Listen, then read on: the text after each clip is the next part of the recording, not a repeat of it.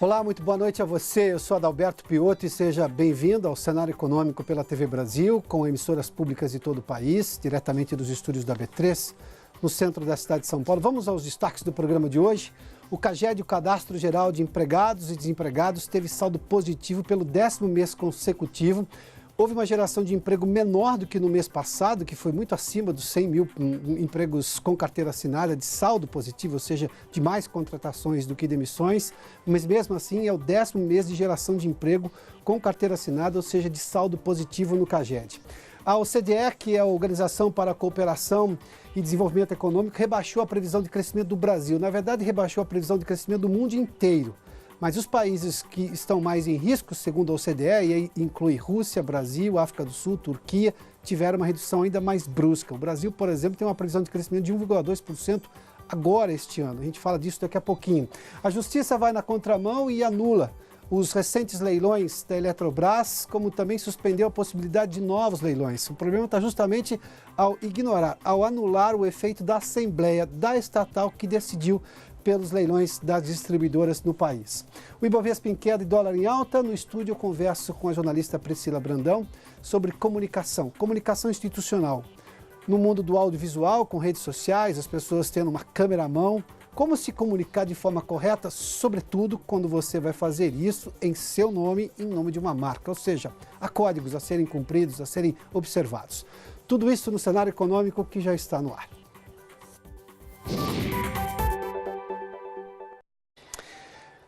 A OCDE, a Organização para a Cooperação e Desenvolvimento Econômico, que reúne as principais economias, ou quase todas as principais e maiores economias do mundo, a OCDE reduziu hoje o crescimento, a previsão de crescimento mundial.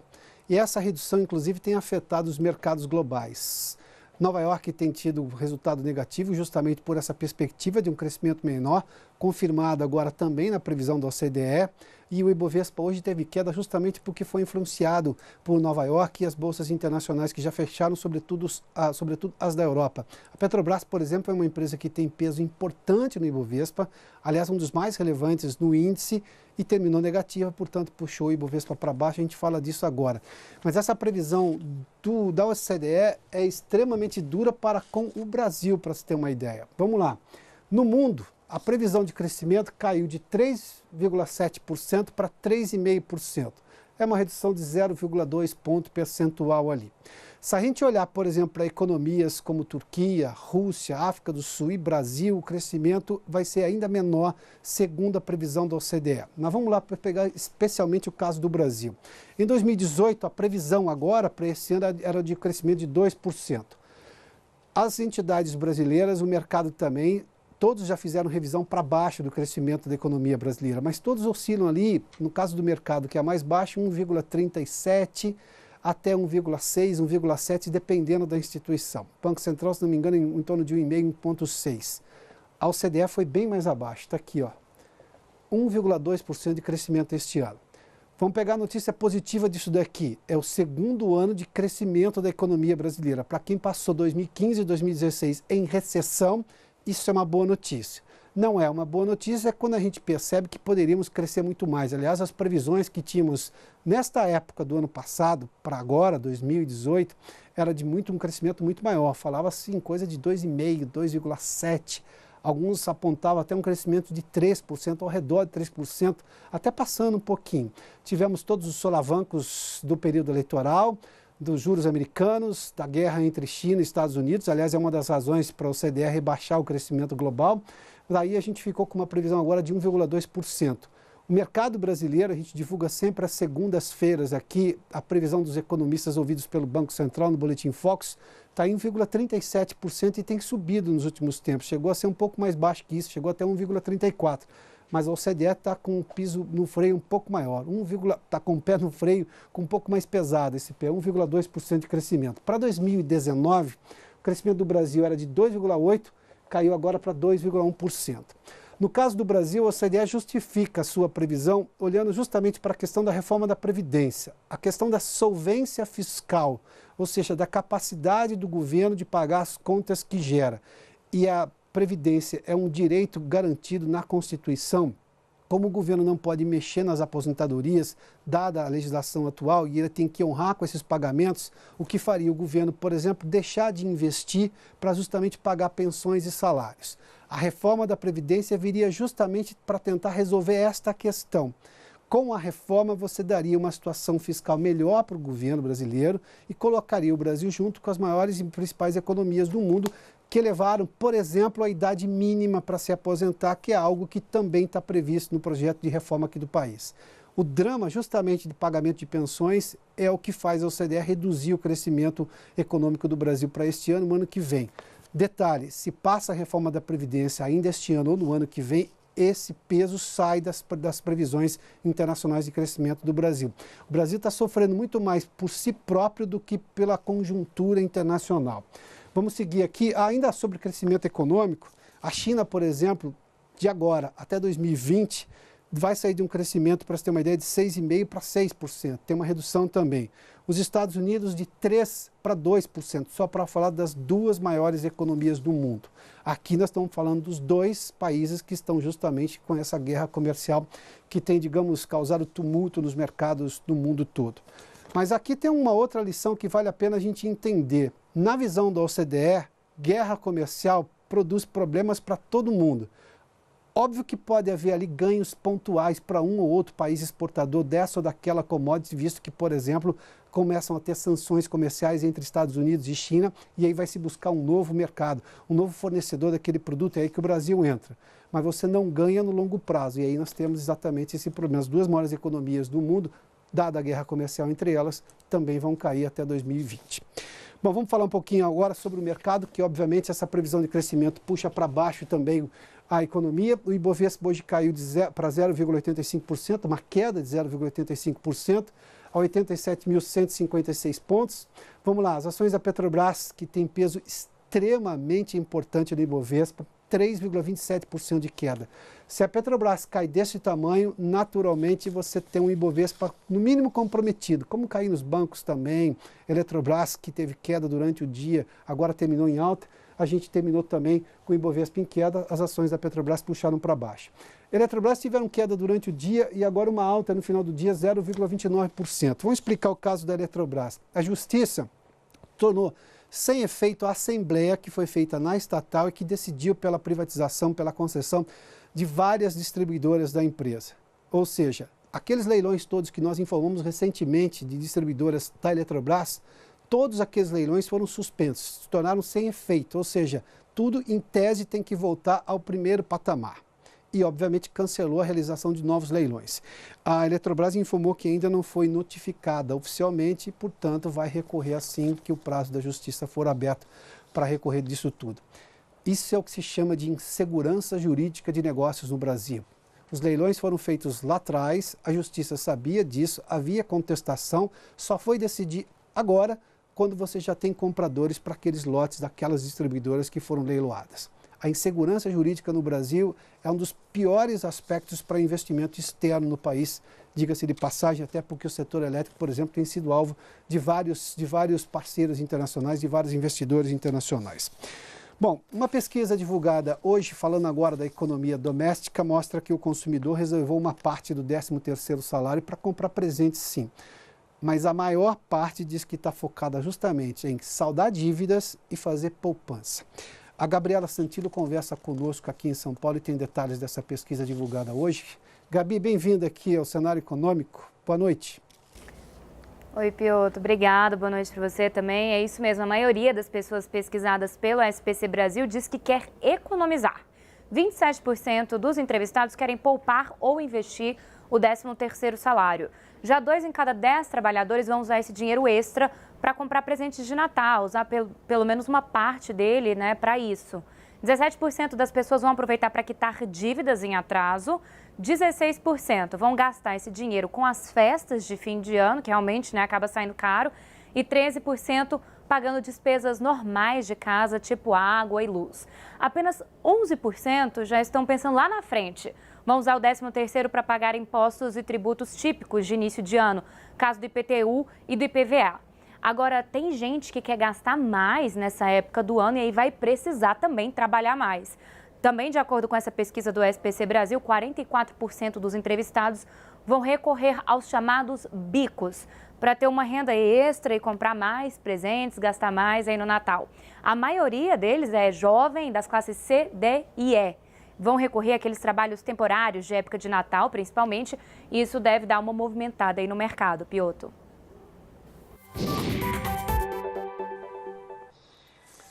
Muito obrigado, Gabi.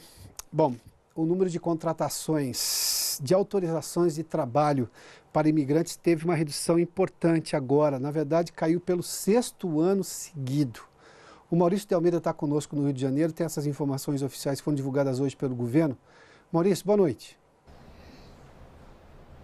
Olá, Piotr, boa noite. A explicação para essa queda é simples. Com a alta do desemprego no Brasil e as dificuldades da economia, surgiram menos oportunidades para os estrangeiros.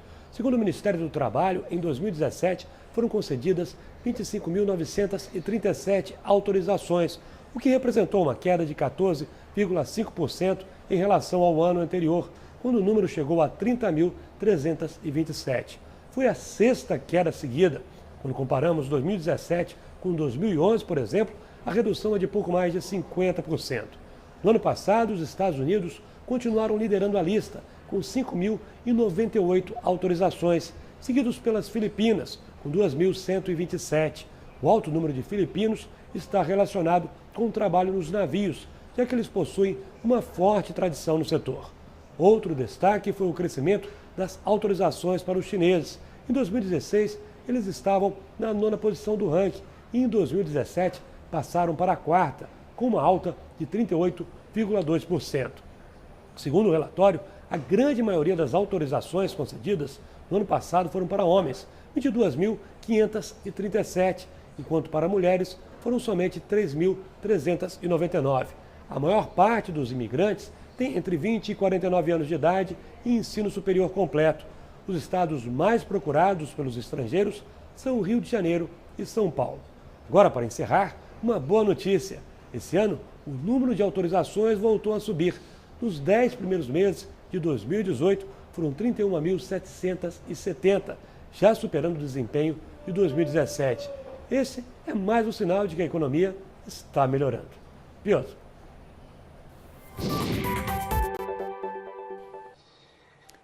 Muito obrigado, Maurício. Vamos falar, inclusive, dos dados do Cadastro Geral de Empregados e Empregadas, que ficou novamente positivo neste mês, um valor menor do que do mês passado, mas antes, só uma cotação do dólar que eu não tinha divulgado antes, está aqui, olha, uma alta hoje de 0,66% a R$ 3,78. Tem muito de turbulência internacional aqui, contaminou o dólar e também o Ibovespa hoje, conforme a gente viu, porque só para falar das ações da Petrobras que puxaram o Ibovespa para baixo hoje, um detalhe, o petróleo subiu. Dias atrás o petróleo estava caindo e puxava as ações da Petrobras para baixo. Hoje, mesmo com a alta do preço do petróleo, uma pequena alta nos dois tipos do petróleo, tanto o petróleo texano quanto o negociado na Bolsa de Londres, os dois tiveram alta hoje, mesmo assim a Petrobras foi para baixo, ou seja, é de novo um pouco desse efeito da OCDE, que prevê um crescimento menor da economia do mundo e também do Brasil. Bom, vamos falar do CAGED, dos dados do Cadastro Geral de Empregados e Desempregados, e aqui nós estamos falando só de emprego com carteira assinada, é emprego formal. Houve um crescimento de 57.733 vagas de empregos formais neste mês de outubro. No ano, o acumulado já é de quase 800 mil vagas geradas, levando-se em conta que a gente tem um desemprego acima de 12 milhões e a gente está vendo uma melhora nesse quadro de emprego, ainda lenta, muito aquém do que poderíamos gerar, mas nós estamos falando de números positivos. Este é o dado que tem que ser levado em conta também. Só para fazer um comparativo, olha, se outubro foi 57 mil, em setembro foi aquele melhor setembro de vários anos. Chegou a 137 mil de empregos gerados de saldo positivo.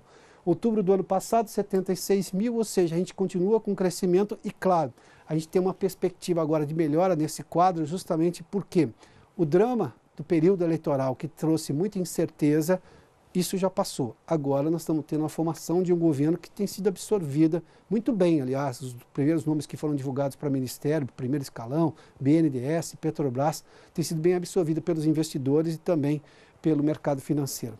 Vamos dar uma olhadinha aqui, porque o setor de serviços é quem liderou a contratação, pouco mais de 34 mil vagas, 34.133. Comércio, nessa época, sempre gera mais, que tem contratação temporária, quase 29 mil, 28.759 vagas. Indústria com 7.048 vagas. E trabalho intermitente, aqui eu peguei um dado específico, porque isso surgiu e foi legalizado na reforma trabalhista aprovada recentemente. E a gente tem exatamente essa situação. 4.844 vagas de trabalho intermitente que foram geradas agora no mês de outubro. Bom, vamos fazer um intervalo. Daqui a pouco eu converso com a Priscila Brandão, que tem larga experiência como repórter de televisão, apresentadora de televisão, e agora cuida justamente de um novo empreendimento. Empreendedora agora para justamente orientar pessoas que fazem vídeos institucionais, como se portar de frente às câmeras, como dizer e que forma dizer quando você vai divulgar-se ou divulgar um produto. A gente fala disso daqui a pouco, logo depois do intervalo. Já de volta com o cenário econômico e para falar do que a gente pode chamar de um fenômeno. Depois das redes sociais, dos celulares com câmeras potentes, todo mundo faz um vídeo. E até então não há problema algum. Se é um recurso que você dispõe, você pode fazer vídeos do churrasco em família, da festa de aniversário, pode publicá-los nas redes sociais. Aliás, elas existem para isso.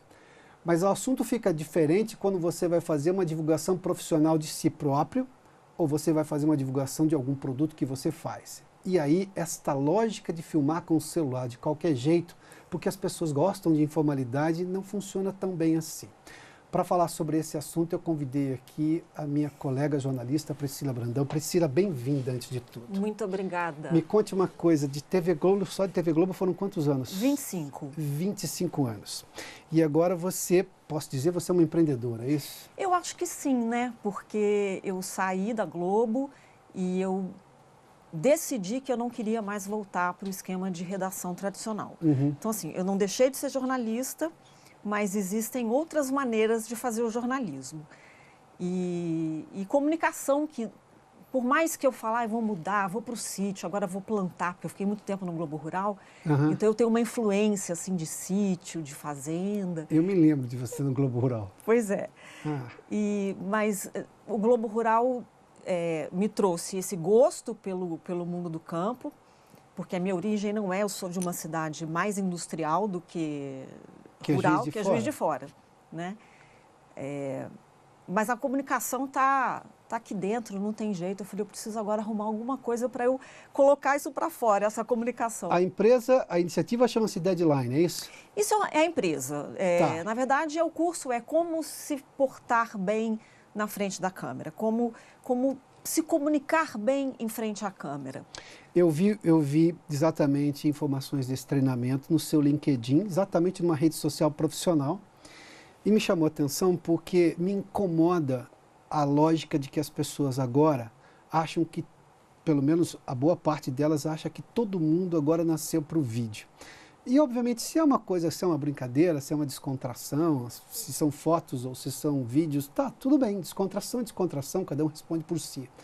Mas a comunicação institucional de si próprio, ou da sua empresa, ou de você, como uma iniciativa, como garoto propaganda do seu próprio negócio, é uma outra história. E aí, qual é a sua opinião sobre isso? Porque eu acho que tem horas que as coisas têm que ser divididas e parece que ficou tudo, depois do aparecimento do YouTube e do acesso, ficou tudo na mesma panela e não funciona assim. Na verdade, as pessoas acham que elas têm um canal de televisão próprio. E tem mesmo. A verdade é que tem mesmo, né? Eu acho que a diferença é que aquela bolha inicial de falar qualquer coisa, olhar para a câmera, falar qualquer coisa e não ter conteúdo, apesar disso ter muitos seguidores e ter muitas visualizações, eu acho que essa bolha está desaparecendo. Agora estão sendo filtrados os usuários que têm alguma coisa a dizer. Acho que prova disso é que antes eu via, vamos pegar o fenômeno dos youtubers, o sujeito falava de uma marca daquele jeito dele. Agora as empresas estão fazendo vídeos elaborados e colocam no YouTube. A plataforma é ótima, a plataforma é de divulgação. Mas a produção já é extremamente sofisticada, já tem cuidado de direção ali. As empresas descobriram que existe um público que só está consumindo a internet. Deixou os jornais impressos, tem deixado cada vez mais a TV aberta. Então, grandes marcas estão contratando pessoas comuns, vamos dizer assim, pessoas que não são famosas ou pessoas famosas, para fazer propagandas próprias para essas plataformas. É um mercado incrível que está abrindo e paralelamente a isso, eu acho que existe um mercado daquela pessoa que é um pequeno produtor de qualquer coisa. Eu faço bolo em casa, eu quero divulgar o meu bolo.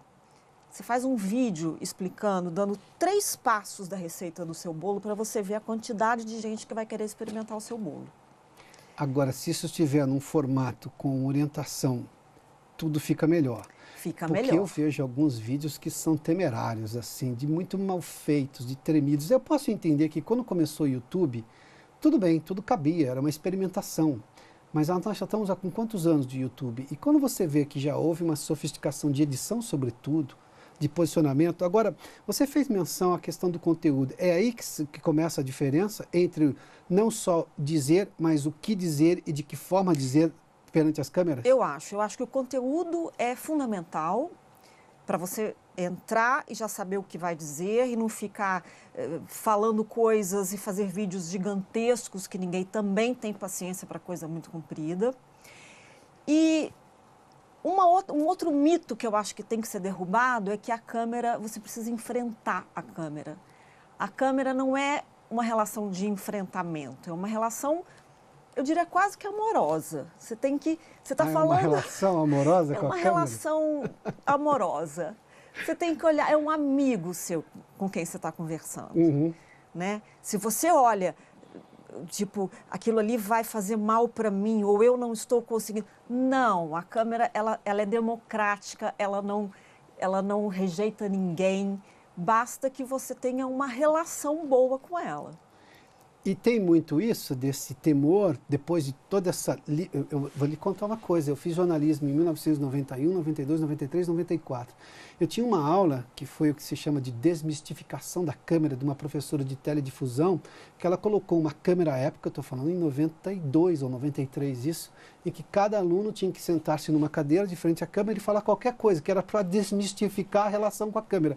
Hoje as pessoas fazem isso. Naturalmente, gravam vídeos. Tá. Eu ainda tenho esse receio de muita gente? Nossa! É? Eu vejo os meus alunos que são estudantes de jornalismo. Um dos módulos que eu tenho é para estudantes de jornalismo, né? Então, a última turma, por exemplo, tinha um rapaz da ECA, e ele era um rapaz assim magro, alto. Que é a Escola de Comunicação e Artes aqui da Universidade de São Paulo. Que forma excelentes profissionais. Um rapaz alto, magro, até meio arqueado, assim, mas com uma voz muito poderosa e tal. E aí eu comecei a gravar com ele e eu vi que a voz dele estava uma coisa assim para dentro. Falei, alguém já criticou o seu tom de voz, assim, ou na sua família, ou no seu grupo? E ele assim, né? A vida inteira falaram que a minha voz é esquisita. Aí, em pouquíssimo tempo eu falei, a sua voz é linda, ela tem um poder...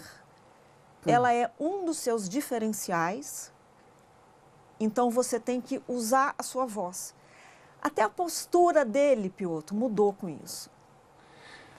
Influenciou na postura só a confiança que ele passou a ter na própria voz? A autocrítica das pessoas é incrível. É o primeiro sensor. Então, mas aí a gente está falando de orientação, que é exatamente o princípio dessa entrevista, das pessoas acharem que o fato de ter uma câmera na mão e o YouTube para publicar, isso não ensina ninguém. Não isso só te dá uma plataforma de divulgação. O YouTube é divulgação. É divulgação.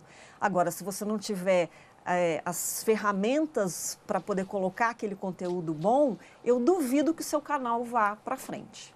A não ser que seja canal de humor, que seja aquela coisa mesmo farofa. Mas se você quer passar conteúdo, se você quer vender um produto, aí tem umas regras. Inclusive vender-se como um produto de comunicação, obviamente. Não é ofensivo, isso é muito pelo contrário. Não. Né? Bom, Qualquer coisa no LinkedIn da Priscila Brandão, você pode ter informações melhores, até porque é uma rede social das melhores, diga-se de passagem. É verdade. Priscila, preciso te agradecer muito pela gentileza de vir até aqui. Eu que te agradeço muito. Sucesso na nova iniciativa. Aliás, muito nem obrigada. tão nova assim, né? Ela já está caminhando com as próprias pernas, eu diria. Que bom. Sucesso. Obrigado. Obrigada. O Cenário Econômico termina aqui. Muito obrigado pela sua companhia, pela audiência. Boa noite a você. Amanhã, quinta, a gente está de volta nessa semana um pouco mais encurtada aqui, porque teve feriado ontem, terça-feira. Bom, até amanhã. Nos vemos. Até lá. Boa noite.